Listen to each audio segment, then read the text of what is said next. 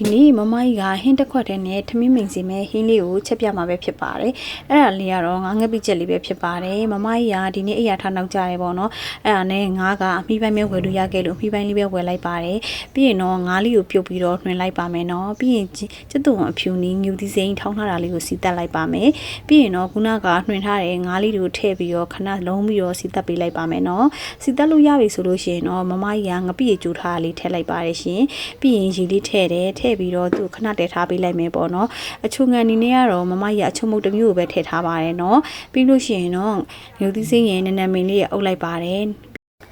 ငပိချက်ကလေးကိုပွပွဆူအောင်ထပ်ပြီးတော့တည်ထားလိုက်ပါတယ်နော်ဟင်းလေးပေါ့လာပြီဆိုလို့ရှိရင်အရသာလေးကလည်း okay ပြီဆိုလို့ရှိရင်တော့ငါးငပိချက်လေးရပါပြီရှင်ဒီငါးငပိချက်လေးကိုမမကြီးကဒီနေ့တို့စရာအစုံလေးနဲ့စားမှာပဲဖြစ်ပါတယ်နော်မမကြီးရဲ့ cooking blog video လေးတွေကို YouTube Facebook TikTok သုံးခုစလုံးမှာကြည့်ရှုအားပေးလို့ရပါပြီရှင်